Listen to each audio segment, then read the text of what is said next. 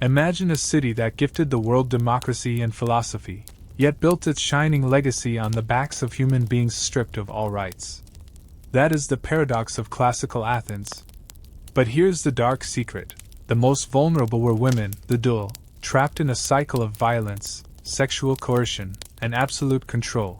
What happened to these invisible women when the male citizens were busy debating liberty? We're pulling back the curtain on the brutal reality of female slavery in the world's first democracy. Before we dive into this forgotten history, make sure to subscribe so you don't miss our deep dives into the hidden sides of antiquity.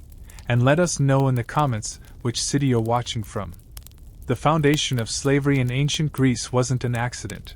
It was a systematic structure of commerce, war, and class division spanning generations. By the 5th century BCE, Athens functioned entirely as a slave society. Female bondwomen, or doli, were merchandise acquired mainly through naval seizures, border raids, and vibrant slave exchanges. They were almost always foreigners, dragged from places like Thrace, Phrygia, Lydia, or the coasts of the Black Sea. Often just children or adolescents, they were ripped away from their homelands, their personal histories erased, their sole worth measured in dollars. Unlike men who toiled in the silver mines or fields, female slaves were often assigned intimate and vulnerable roles. They served as cooks, wet nurses, personal aides, or worked within industrial, state-run facilities like weaving factories. Their bodies weren't just instruments for work, they were instruments of dominion. The philosopher Xenophon, in his Economicus, casually outlined the need for owners to discipline female staff like livestock, a stunningly cruel perspective that was accepted as common sense. For these women, legal protection was non-existent. A female slave could not enter into a legal marriage. Any relationship they forged was legally void under Athenian statutes. Their offspring, whether fathered by a slave or their own master, had no claim to citizenship. The children, like their mothers, were owned by the oikos, household, and subject entirely to the kyrios, male head of the house. Physical abuse was a perpetual menace. Athenian law offered zero safeguard for enslaved women against assault. In fact, brute force was the very mechanism used to uphold the institution. An enslaved woman could be struck for uttering a complaint, for botching an assignment, or for simply resisting the sexual demands of her master. Yet, this extreme cruelty was simply standard practice, ingrained in the legal framework, social conduct, and commercial handbooks of the ERA.I and the hallowed Athenian halls of justice. The testimony of a female slave was only admissible if it was extracted through torture, the basanos. This wasn't merely a bureaucratic process. It stemmed from a legal belief that a slave could not speak the truth willingly. Their voice was inherently untrustworthy unless it was wrenched from them by overwhelming suffering. Thus began a desperate existence, non-citizen by birth, chattel by ownership, and effectively silenced by law. Athenian democracy boasted isonomia, equal legal standing, but this was an exclusive privilege for male citizens. For the enslaved, especially women, the public squares that hosted the world's most brilliant minds and political debates also became sites for their public humiliation. Flogging, a punishment carried out openly, often under official oversight, served to cement both the master's authority and the slave's degradation. It was not just corrective, it was a public spectacle of power. Enslaved women were regularly lashed for defiance, poor performance, or perceived disrespect, frequently under the direct eye of a domestic steward or supervisor, pedagogos. But sometimes these beatings were moved to prominent civic locations, near the agora, marketplace, alongside the Eridanos River, or outside government-run textile facilities. These locations symbolized Athenian authority, and by performing punishments there, masters reaffirmed the unbridgeable chasm between the free and the bound. The ritual was violent yet systematic. In court proceedings, if a female slave's testimony was required, the judiciary could mandate torture, including public lashing, as established protocol. In Demosthenes' defense against Oneter, the lawyer recounts a scenario involving a slave woman whose evidence needed physical confirmation, a grim illustration of how legal mandate and physical control were inseparable. Female slaves employed in state-regulated public industries, systems established by Solonian law, faced even greater exposure. The lash itself, typically a leather strap called the mastix, was both a weapon and an insignia of status.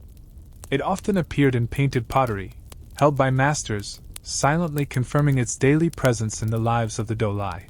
These visible punishments were designed to erase humanity through public shame. Whipping in plain sight did not evoke public outrage.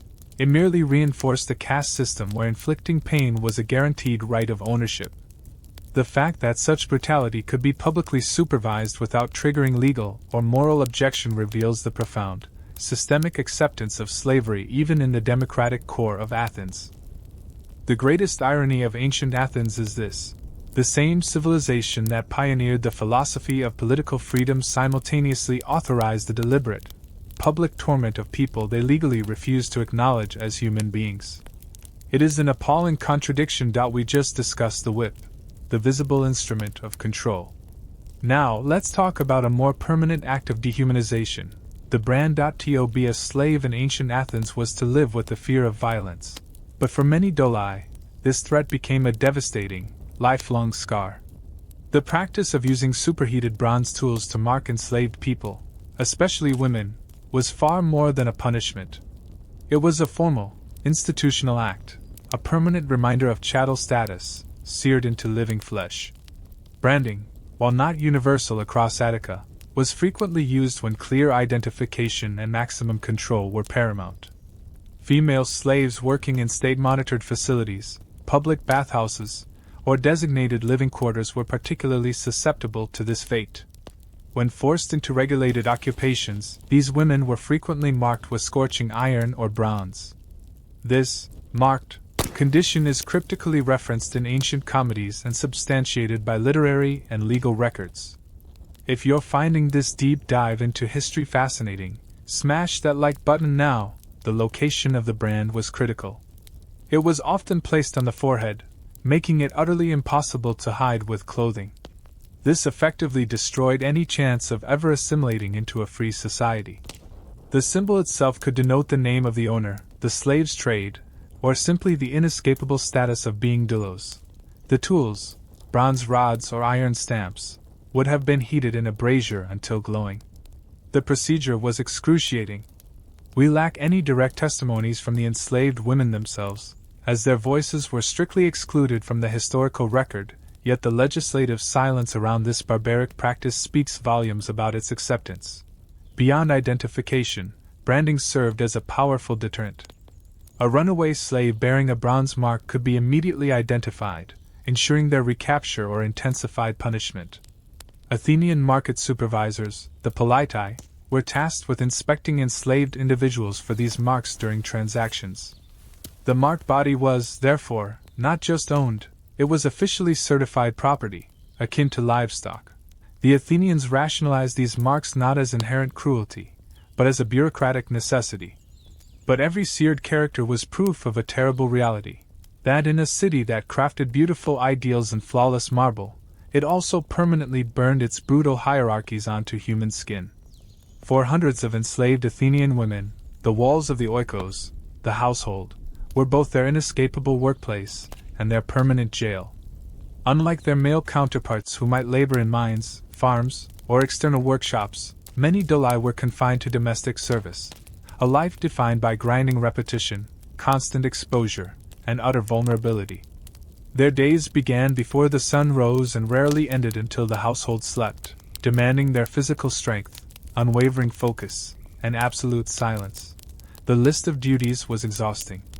They cooked over smoke-filled fires, manually ground grains into meal, hauled massive water jars from public fountains, endlessly wove on looms until their fingers bled, scrubbed floors, watched their masters' children, suckled infants that were not their own, and attended to the sick or aged.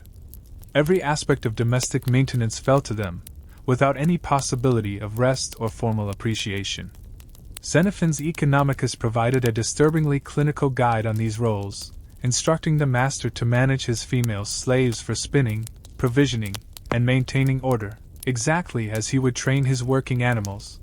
But these tasks were not just physically heavy, they were performed under continuous scrutiny and the ever-present risk of abuse. Female slaves could be beaten for failing to meet the exacting standards of their mistresses or masters. They were subjected to verbal assaults for small errors or severe physical discipline for work deemed deficient. The very intimacy of the domestic setting, working in nurseries, bedrooms, and kitchens, meant they faced mistreatment not only as laborers but as women. Sexual exploitation was a daily hazard, especially in smaller households where the line between servitude and abuse vanished completely. Their misery was compounded by isolation. Locked within the domestic architecture, these women had minimal interaction with the outside world, limited mostly to their owners and fellow servants. Their tragedy is sometimes glimpsed in the works of playwrights like Euripides, who features enslaved women voicing despair over their unending labor. Tiny, painful fragments of truth filtered through the lens of drama. Thus, while Athens celebrated public engagement in the agora, the home was the hidden core of ceaseless exploitation. For female slaves, their existence was defined not just by the weight of their unending labor but by the relentless shadow of mistreatment that accompanied every single task. The history of female slaves in Athens lays bare the profound hypocrisy at the core of a society that championed liberty yet enforced bondage with the whip, the brand, and continuous, crushing labor. Their profound suffering was the hidden thread woven into the fabric of every Athenian home and tacitly displayed in every civic square, a silent, terrible foundation upon which the celebrated freedoms of the citizens truly rested. How should history interpret the legacy of a democracy that could only thrive by completely denying the humanity of others?